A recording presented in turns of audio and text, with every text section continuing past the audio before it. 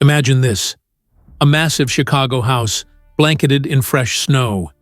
The air bites cold, crisp, carrying the faint scent of pine from the Christmas tree inside.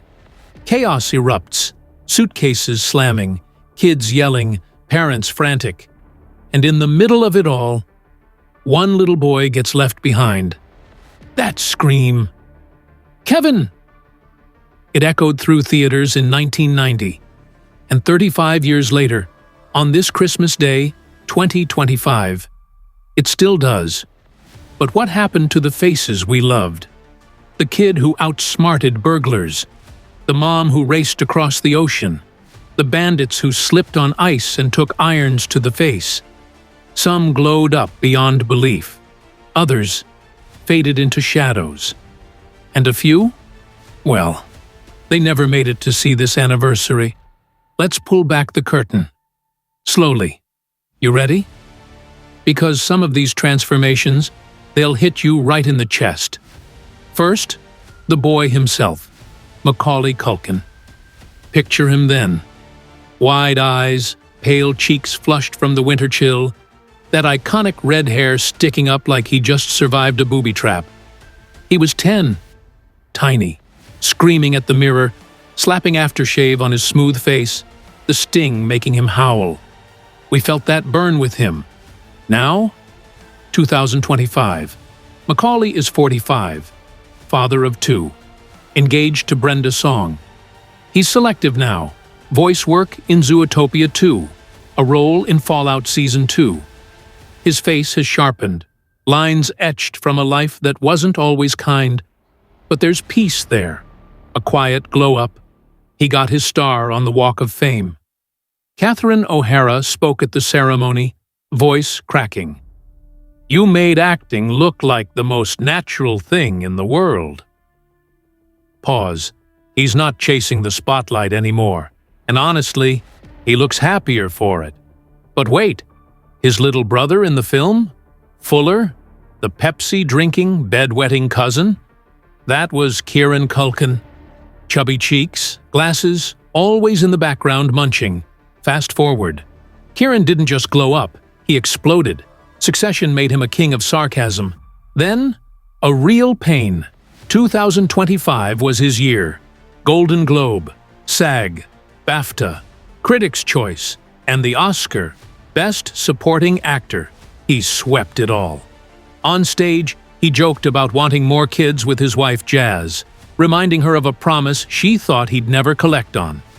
The audience roared, from bedwetter to Academy Award winner. You can't make this up. Long pause. Now, the mom, Catherine O'Hara. That frantic energy, the way her voice rose in panic on the plane. "We forgot, my son."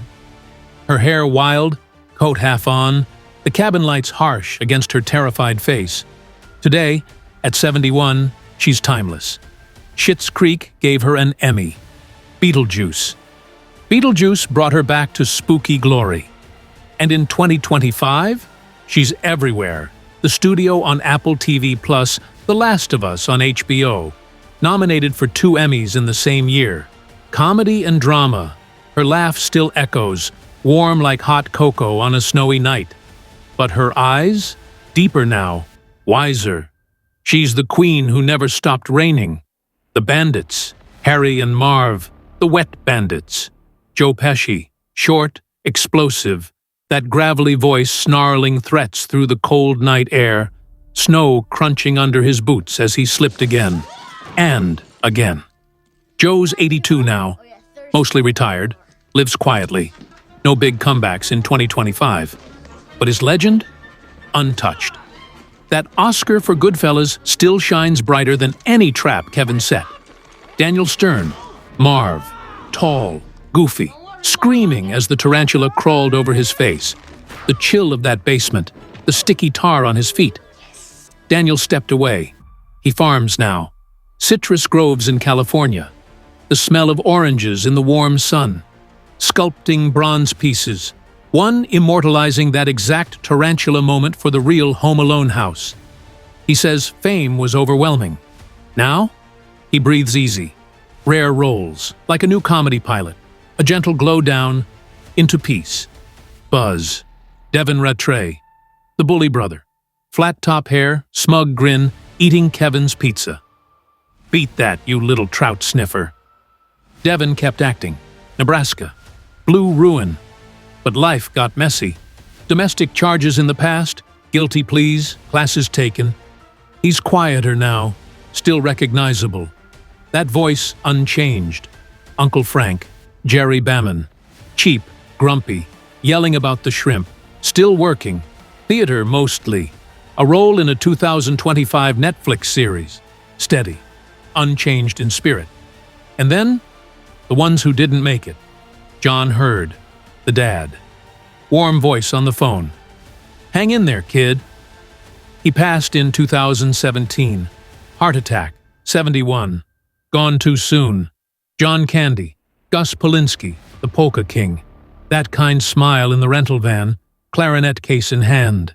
Died in 1994, just 43. The laughter he brought, silenced forever. Robert's Blossom, Old Man Marley, the scary neighbor who turned out kind. Shovel scraping snow in the dark.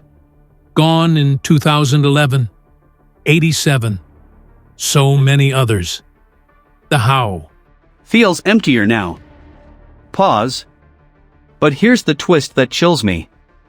In 2025, whispers of reunion swirled. Photos surfaced, Macaulay, Joe, Daniel, coffee and dessert together? Fans lost their minds. Until, it turned out fake. AI generated. A cruel tease. The real cast scattered. Some thriving. Some healing. Some ghosts of Christmases past. 35 years.